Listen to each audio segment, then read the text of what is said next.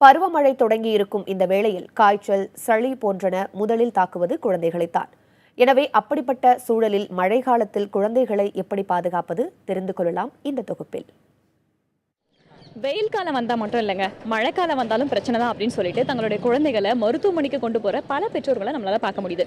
Climate change அப்படின்னு சொல்லப்படுற பருவநிலை மாறுபாடால பல குழந்தைகள் பல நோய்களுக்கு உள்ளாகிறாங்க. இந்த குழந்தைகளை நோய்களிலிருந்து எப்படி பாதுகாக்கிறது அப்படின்றத இந்த செய்தி தொகுப்புல நம்ம பார்க்கலாம்.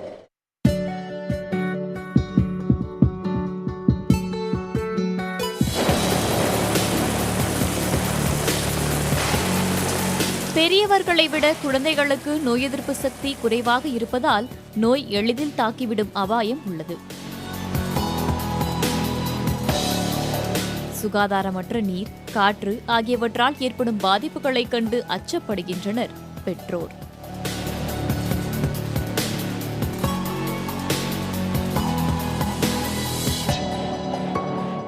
மழை காலத்தில் கொசு கடிச்சா ஜுரம் வரும். ஜுரம் வந்ததுனால உடனே அது ஒரு நாள் இருந்தால் வீட்டில் டாக்டரை பார்க்கணும். 2-3 நாள் இருந்தால் அதை டெஸ்ட் பண்ணி பார்த்துட்டு ஜுரமாக இருந்தால் உடனே ஹாஸ்பிட்டலுக்கு வந்து பார்த்து அது ட்ரீட்மெண்ட் எடுத்துக்கணும்.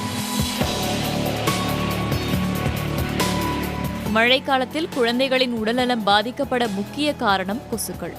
கொசுக்களால் பரவும் டெங்கு, மலேரியா, வைரஸ் காய்ச்சல் போன்ற நோய்களை கொசு வலை, கொசு விரட்டி உள்ளிட்ட சாதனங்களை கொண்டு தடுக்கலாம். ஈரப்பதத்தால் கால்களில் பூஞ்சை நோய் வராமல் தடுக்க சருமம் அதிக ஈரப்பதம் ஆகாமல் பார்த்து கொள்ள வேண்டும் என்கின்றனர் மருத்துவர்கள். தண்ணி கண்டாமினேட் ஆகிறதால நமக்கு வயிறு சார்ந்த பிரச்சனைகள் வரலாம். எக்ஸாம்பிள் லூஸ் மோஷன்ஸ் வரலாம், இல்லை டைஃபாய்டு வரலாம், வைரல் ஹெப்படைட்டிஸ்ன்னு சொல்லுவோம். அசுத்தமான தண்ணி எடுத்துக்கிறதுனால மஞ்சள் காமாலை வரலாம். அண்ட் இந்த மழையில் நடக்கிறதுனால காலில் ஒரு சின்ன புண்ணு இருக்குது, குழந்தைகள் விளையாடுவாங்க, தண்ணியில் விளையாடுவாங்க, அந்த மாதிரி புண்ணு இருந்துச்சு அப்படின்னா அதனால் லெப்டோஸ்பைரோசிஸ் வரதுக்கு வாய்ப்பு இருக்குது. தடுப்பு மருந்துகளை பயன்படுத்துவதை காட்டிலும் சரியான பராமரிப்பின் மூலமே காலநிலை மாற்றத்தால் ஏற்படும் நோய்களை தடுக்கலாம் என்பது அவர்களின் அறிவுறுத்தல். காய்கறிகள், பழங்கள் போன்ற இயற்கை உணவுகளை சரியான விகிதத்தில் சாப்பிடக் கொடுத்து குழந்தைகளை விளையாடவும் ஊக்குவிப்பது சாலச் சிறந்தது என்ற கருத்தும் முன்வைக்கப்படுகிறது.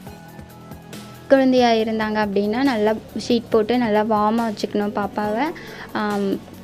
கால் கையெல்லாம் ஈஸியாக சில்லுன்னு ஆக சான்ஸ் இருக்குது. ஸோ நம்ம நல்லா ஷாக்ஸ் எல்லாம் போட்டு கவர் பண்ணி வைக்கணும். தலைக்கு கேப்பெல்லாம் போட்டு கவர் பண்ணி வைக்கணும். யூஸ்வலாக குட்டி பேபிஸ் ஃபேனுக்கு அடியில் வைக்கக்கூடாது. ஹைட்டாக காட்டுக்கு மேலே பேபிஸை ஹைட்டில் இருக்கக்கூடாது. ஃப்ளோர் லெவலில் இருந்தால் நம்ம ஃபால் ஆகாமல் இருக்க பார்த்துக்கலாம். குழந்தைகளின் உடல்நலம் பாதிக்கப்பட்டால் உடனே மருத்துவரை அணுகி அவரது பரிந்துரைப்படியே மருந்து கொடுக்க வேண்டும். ஒருபோதும் அனுமானத்தின் அடிப்படையில் நாமே மருந்து கொடுக்க கூடாது என்று மருத்துவர்கள் எச்சரிக்கின்றனர்.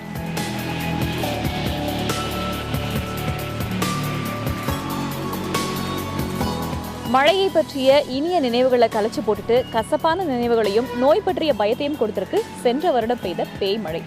இதனால குழந்தைகளை வழக்கமா பாத்துக்கிறத விட கூடுதல் கவனம் எடுத்து பார்த்துக்கிட்டா சிறப்பா இருக்கும். புதிய தலைமுறைக்காக ஒளிப்பதிவாளர் சிவகுமாருடன் வேதவள்ளி ஜெகதீஷன்.